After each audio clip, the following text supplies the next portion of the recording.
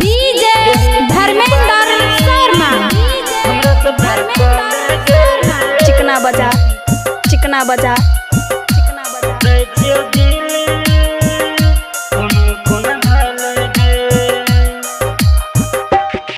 सुन गई थी बाली गजबे तो तोहर होठलाली।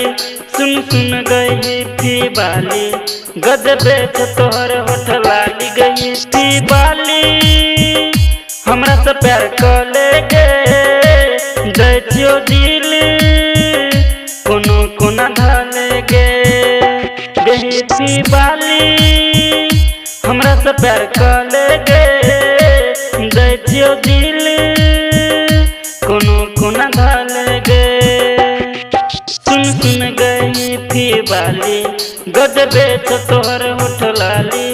सुन गई थी बाली गजबे तो तोहर होठलाली। गई थी बाली हमरा से प्यार कर ले गे दैतियो दिल कोनो कोना धले गे।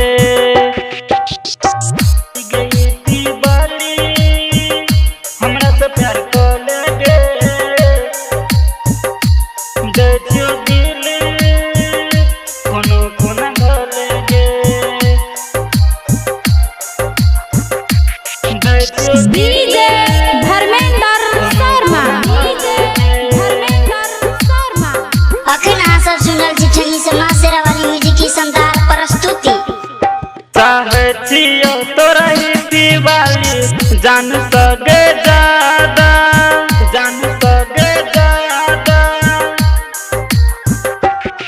हाँ चाहे छियो तोरा ही दीवाली जान सके ज्यादा। जे जे कहबे पूरा कर देबो तोर बन गे वादा। देखै छियो तोहर गाल गे मन होइया हमर बेहाल गे। देखै छियो तोहर गाल गे मन होइया हमर बेहाल गे।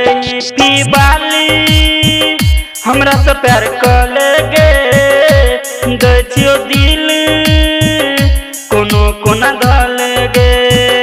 गही थी बाली हमरा से प्यार कर ले गे दैतियो दिल कोनो कोना धले गे।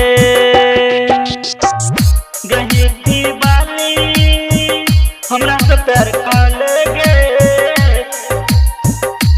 दैतियो दिल कोनो कोना धले गे। डीजे धर्मेंद्र शर्मा चिकना बजा चिकना बजा चिकना बजा। राइटर की बोध मारा तोरा कद तो सब किस पूरा कद तो सब किस पूरा। हाँ राइटर की बोध मारा तोरा कद तो सब किस पूरा। उमेश के पसीन पर गेल करे हन जियल अधूरा। संतोष दीवाना कहे छो हेग फूलल तोहर गाल छो।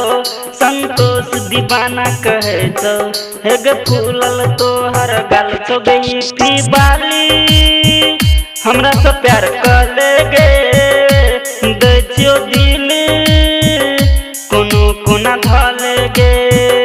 गई थी बाली हमरा से प्यार